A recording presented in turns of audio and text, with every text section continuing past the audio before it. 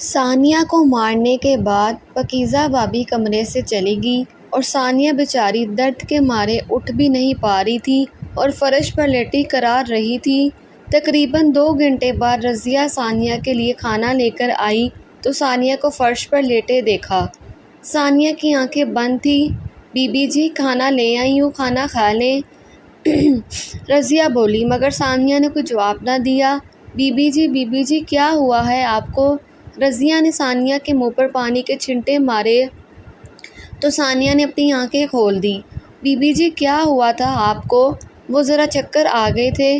Be B G میں جانتی ہوں پاکیزہ بھابی نے آپ کو مارا تھا، میں نے ان کو آپ کے کمرے سے نکلتے دیکھا تھا۔ رضیہ ان باتوں کو چھوڑو، تم نے زویا کے پاس وہ گڑیا دیکھی؟ جی میں نے دیکھی، پر مجھے وہ گڑیا کوئی عام گڑیا نہیں لگتی، رضیہ نے جواب دیا۔ رضیہ تم نے صحیح بولا، وہ کوئی عام گڑیا نہیں، وہ شیطانی گڑیا ہے جو گھر میں موجود سب لوگوں کو مارنا چاہتی ہے، پر کوئی بھی میری بات پر یقین نہیں کرتا۔ مجھے آپ کی بات پر پورا یقین ہے، اب آپ روٹی کھا لیں، میں چلتی ہوں۔ یہ کہہ کر رضیہ کمرے سے باہر چلی گئی اور ثانیہ کھانا کھانے لگی۔ صبح کے 9 بجے گھر کی گھنٹی بجی۔ ایک عامل صاحب تشریف لائے۔ جی کون؟ میں احمد ہوں، مجھے ثانیہ بیٹی نے بلایا ہے، غالباً آپ کے گھر میں شیطانی طاقتوں کا راج ہے۔ احمد صاحب مزمل سے مخاطب تھے۔ رکیے ذرا، گارڈ ادھر آؤ، مزمل چلایا، اسے دھکے دے کر گھر سے نکالو، اس کو اندر کیوں آنے دیا؟ صاحب میری بات سنیے، آپ بہت بڑی مشکل میں ہیں۔ ارے چل چل، بہت دیکھے ہیں تجھ جیسے، مزمل نے سخت لہجے میں کہا۔ گارڈ نے احمد کو دھکے دے کر نکال دیا۔ رضیہ ثانیہ کو بلاؤ، مزمل چیخا۔ جی صاحب بلاتی ہوں۔ رضیہ بھاگی گئی اور ثانیہ کو لے آئی۔ سب گھر والے جمع ہو گئے تھے سوائے پارسا کے۔ بد کردار کون تھا وہ احمد؟ وہ بروپیہ تیرا یار ہے نا؟ مزمل چلایا۔ مزمل میں نے بھی ثانیہ کو کسی سے بات کرتے سنا تھا، شاید کوئی احمد نامی آدمی تھا۔ یہ سنتے ہی احمد نے ثانیہ کے منہ پر چماٹا رسید کیا۔ نہیں بھائی، وہ عامل صاحب ہیں، وہ ان کو میں نے ہی بلایا تھا کیونکہ ہمارے گھر میں نا گڑیا ہے ایک، وہ ثانیہ سے بولا نہیں جا رہا تھا۔ کیا وہ لگا رکھی ہے؟ سیدھی بات بتا، اس مرتبہ ذہن چلایا۔ بھائی ہمارے گھر میں ایک گڑیا ہے، اس پہ شیطانی طاقتوں کا سایہ ہے، آپ کو یقین نہیں تو رضیہ سے پوچھ لیں۔ ثانیہ نے روتے ہوئے جواب دیا۔ صنم زین کی بیوی نے رضیہ کو بلوایا۔ اب پوچھو اس سے جو پوچھنا ہے، صنم بولی۔ رضیہ بتاؤ، ان کو وہ گڑیا شیطانی ہے؟ ثانیہ نے کہا۔ نہیں ایسا کچھ بھی نہیں ہے، رضیہ نے جواب دیا۔ ثانیہ نے رضیہ کی طرف حیرت سے دیکھا۔ سن لیا اب؟ پاکیزہ بولی۔ یہ سن کر مزمل نے بیچاری ثانیہ کو خوب پیٹا، جبکہ پاکیزہ اور صنم پیچھے کھڑی مسکرا رہی تھیں۔ بیچاری ثانیہ کسی لاچار جانور کی طرح مار کھاتی رہی۔ پاکیزہ آنٹی، آپ نے ماما کو کہیں دیکھا؟ زویا روتے ہوئے بولی۔ نہیں بیٹا، میں نے نہیں دیکھا، پاکیزہ نے جواب دیا۔ ماما مجھے نہیں مل رہی، زویا بولی۔ اچھا بیٹا میں دیکھتی ہوں، آپ رو نہیں۔ گھنٹے تک پاکیزہ، صنم اور سب گھر کے نوکر ڈھونڈتے رہے، مگر پارسا نہیں ملی۔ بلال بھی گھر آ گیا تھا۔ اچانک چیخ کی آواز آئی۔ یہ تو زویا کی آواز ہے، بلال بولا۔ سب نے زویا کے کمرے کی جانب دوڑ لگا دی۔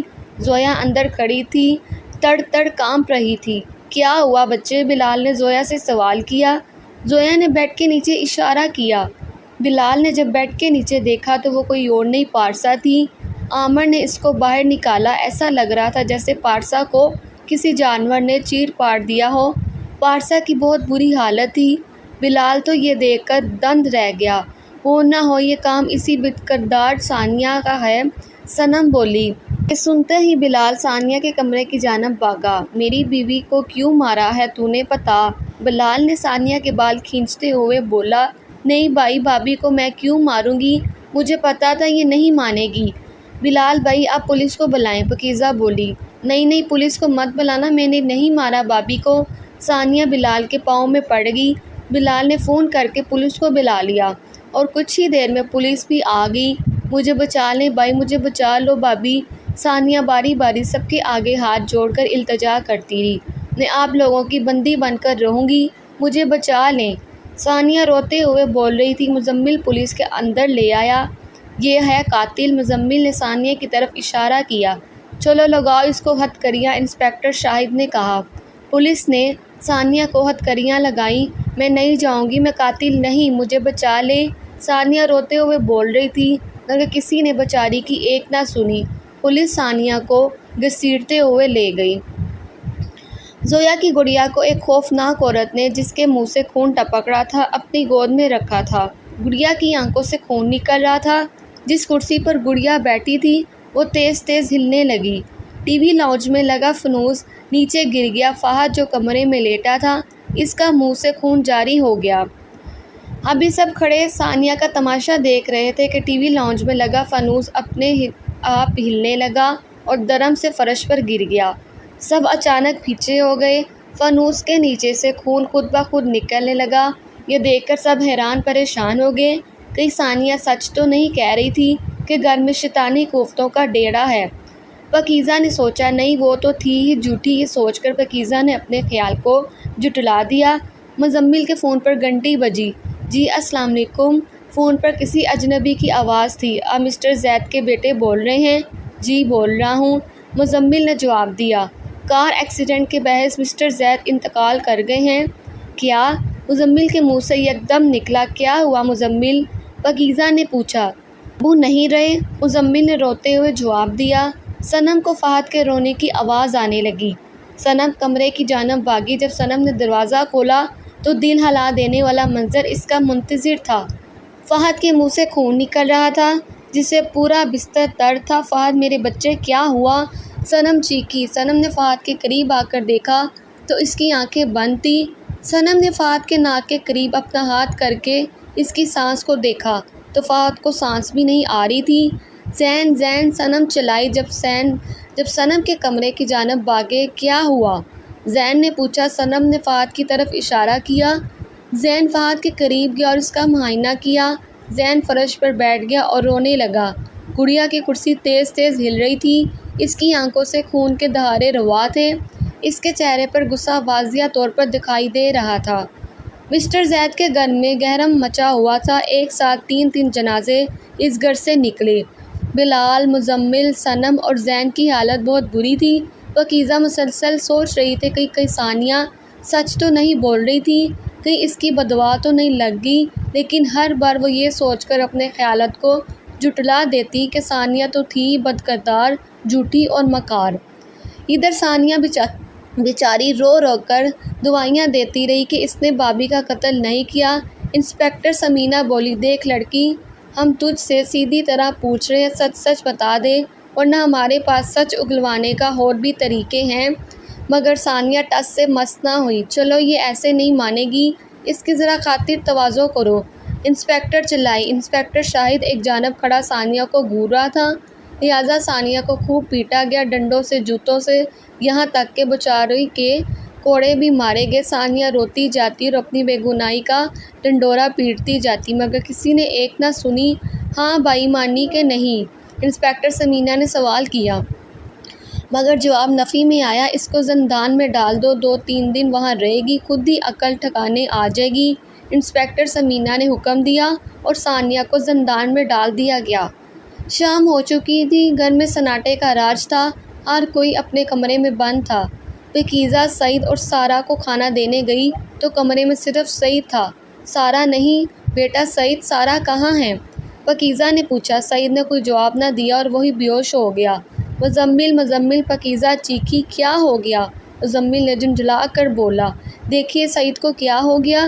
پاکیزہ نے روتے ہوئے جواب دیا۔ اچانک پاکیزہ کے ذہن میں ثانیہ کی باتیں آ گئی۔ وہ زویا کے کمرے کی جانب بھاگی۔ جیسے ہی پاکیزہ نے زویا کے کمرے کا دروازہ کھولا تو دیکھا کہ زویا اپنے کمرے کی کھڑکی میں کھڑی تھی اور پیچھے کرسی پر بیٹھی گڑیا کھڑی قہقہے لگا رہی تھی۔ پورا کمرہ خون سے بھرا تھا اور جگہ جگہ گوشت کے ٹکڑے پڑے ہوئے تھے۔ رات کے تقریباً 1 بجے زندان کا دروازہ کھلا اور ایک سپاہی اندر آیا۔ چلو ثانیہ بی بی، تمہیں انسپکٹر شاہد بلا رہے ہیں، سپاہی بولا۔ ثانیہ نے اپنے زخمی ہاتھوں سے سر پر دوپٹہ اوڑھا اور سپاہی کے پیچھے چل دی۔ ایک کمرے میں ثانیہ کو لے جایا گیا جہاں انسپکٹر شاہد کھڑا تھا۔ دیکھو دیکھو کون آیا ہے، ذہن نصیب، شاہد بولا۔ ثانیہ نے اپنا سر نیچے جھکا لیا۔ ارے ڈرو مت، ہم بھی تمہارے اپنے ہیں۔ شاہد ثانیہ کی جانب بڑھا۔ دیکھیے دور رہیے مجھ سے، میں ایک پاکیزہ عورت ہوں ثانیہ کانپتے ہوئے بولی۔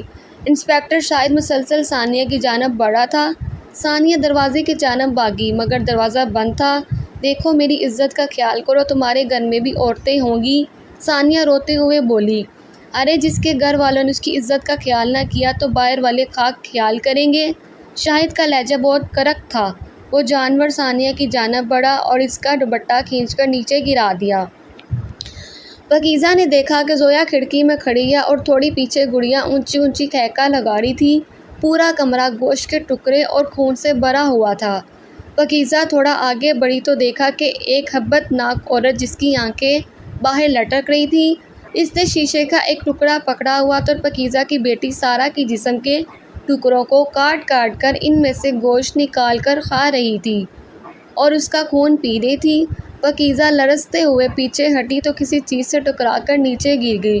جب پاکیزہ نے غور کیا تو وہ بلال کا کٹا ہوا سر تھا۔ یہ دیکھ کر پاکیزہ کے پسینے چھوٹ گئے۔ زویا نے پاکیزہ کی طرف منہ کیا تو پاکیزہ کا کلیجہ منہ کو آ گیا۔ زویا کا چہرہ بری طرح سے کٹا پھٹا تھا اور گوشت کے لوتھڑے باہر لٹک رہے تھے جن میں سے خون رواں تھا۔ یہ دیکھ کر پاکیزہ چیخیں مارتی ہوئی باہر کی جانب بھاگی۔ اس کو خود پر یقین نہیں ہو رہا تھا۔ وہ صنم کے کمرے کی جانب بھاگی۔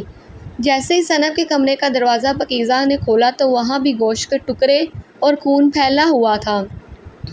وہ پاگلوں کی مانند چیخ رہی تھی۔ ثانیہ سچی تھی، ثانیہ سچی تھی۔ اسے کچھ سمجھ نہیں آ رہا تھا وہ کیا کرے۔ پھر اس نے سوچا کہ مزمل اور سعید کو لے کر وہ یہاں سے بھاگ جائے گی۔ پھر وہ اس کمرے کی جانب بھاگی جہاں مزمل اور سعید تھے مگر وہاں بھی گوشت کے ٹکڑے اور خون پھیلا ہوا تھا۔ اسے یقین ہو گیا تھا کہ کوئی نہیں بچا۔ پھر وہ اکیلی گھر سے باہر کی جانب بھاگی لیکن مین دروازہ تو جام ہو چکا تھا۔ اس نے بہت زور لگایا لیکن وہ نہ کھلا۔ اتفاق سے آج تمام ملازم کو بھی چھٹی دے دی گئی تھی۔ پاکیزہ کو کسی کے چیخنے کی آواز آئی۔ جیسے ہی اس نے پیچھے مڑ کر دیکھا تو ایک خوفناک عورت جس کے منہ سے خون رس رہا تھا اور اس کے بڑے اور لمبے نکھیلے دانت تھے وہ پاکیزہ کے پیچھے کھڑی تھی۔ اس نے اپنے دانت پاکیزہ کی گردن پر گاڑ دیے اور اس کا خون پینے لگی۔ آخر کار پاکیزہ بھی دم توڑ گئی۔ پورے زید ہاؤس میں خون کی بولی کھیلی جا رہی تھی۔ وہ وحشی درندہ ثانیہ کی جانب بڑھا۔ ثانیہ اونچی اونچی چلانے لگی، بچاؤ مجھے بچاؤ، یہاں کیا ہو رہا ہے؟ اندر انسپکٹر ثمینہ چلائی۔ انسپکٹر ثمینہ نے دروازہ کھولا تو دیکھا کہ ثانیہ کا دوپٹہ ایک جانب پڑا ہے اور شاہد کھڑا اپنے ہاتھوں کو مل رہا تھا۔ ثمینہ آگے بڑھی اور ایک زوردار تماچا شاہد کے منہ پر مارا۔ ثمینہ نے ثانیہ کو اس کا دوپٹہ اڑایا اور اس کو باہر لے گئی۔ شکر ہے انسپکٹر آپ وقت پر پہنچ گئی ورنہ میرا پتہ نہیں کیا ہوتا، ثانیہ روتے ہوئے بولی۔ جس کی حفاظت کا ذمہ اللہ نے لے لیا ہو تو اس کا کوئی کچھ نہیں کہہ سکتا۔ ثمینہ نے ثانیہ کو تسلی دی اور اس کو زندان میں بھیج دیا۔ انسپکٹر میں نے کچھ نہیں کیا، یہ لڑکی خود آئی تھی، میں تو بس شاید اپنی صفائی دینے لگا، ایک اور لفظ نہیں۔ مجھے عسکر نے سب بتا دیا کہ کس طرح تم نے اس کو پیسے دیے تھے کہ مجھے کسی کام سے باہر لے جائے تاکہ تم ثانیہ کی عزت بے آبرو کر سکو۔ وہ تو شکر ہے کہ عسکر کے دل میں رحم آ گیا اور اس نے مجھے سب سچ سچ بتا دیا۔ تمہارے خلاف تو میں رپورٹ درج کرتی ہوں۔ عسکر اس درندہ صفت انسان کو گرفتار کرو اور جیل میں ڈال کر آؤ، انسپکٹر ثمینہ نے حکم دیا۔ عسکر نے شاہد کو ہتھکڑیاں لگائیں۔ شاہد نے عسکر کو کھا جانے والی نظروں سے دیکھا۔ عسکر نے منہ نیچے کر لیا اور شاہد کو گرفتار کر کے جیل میں ڈال آیا۔ بیچاری ثانیہ زندان میں بیٹھی دعا کر رہی تھی، یا اللہ مجھے بے قصور کو بچا لے، میری مدد فرما، میرے گھر والوں کی حفاظت فرما۔ بیچاری کو اب بھی اپنے گھر والوں کی فکر تھی۔ اگلے دن شام کو ثمینہ زندان میں آئی۔ مبارک ہو ثانیہ، کیا ہوا انسپکٹر؟ ثانیہ نے حیرت سے پوچھا۔ تمہاری بھابھی پارسا کا پوسٹم کیا تھا اور اس کے جسم پر ملنے والے فنگر پرنٹس تمہارے نہیں ہیں، جس سے واضح ہوتا ہے کہ قاتل تم نہیں ہو، تمہیں قتل کے الزام سے باعزت بری کیا جاتا ہے۔ ثانیہ کو یقین نہ آیا، وہ رونے لگی اور اس نے ثمینہ کو گلے لگا لیا۔ ثمینہ نے ثانیہ کو خدا حافظ کہا اور ثانیہ جب تھانے سے باہر نکلی تو اس کو عامل صاحب اور اس کا شوہر عادل کھڑے نظر آئے۔ عادل آپ یہاں کیوں آئے ہیں؟ اب میں آپ کے لیے اور آپ کے لیے نامحرم ہوں۔ ثانیہ کا لہجہ بہت گسیلا تھا۔ کیا ہم کہیں بیٹھ کر بات کریں؟ عامل صاحب نے کہا، جس پر ثانیہ نے اثبات میں سر ہلا دیا۔ عادل صاحب اور عادل ثانیہ کو پارک میں لے آئے۔ اب دونوں باتیں کریں، میں آتا ہوں۔ عامل صاحب وہاں سے چلے گئے۔ ثانیہ نے منہ دوسری طرف پھیر لیا۔ ثانیہ، میں نے تمہیں طلاق نہیں دی، یہ سب پاکیزہ بھابی کا کیا دھارا ہے۔ پاکیزہ عادل کی کزن تھی؟ کیا مطلب؟ ثانیہ نے حیرانی سے کہا۔ مطلب یہ کہ ثانیہ، تم پاکیزہ آپی کو ایک آنکھ نہیں باتی تھی۔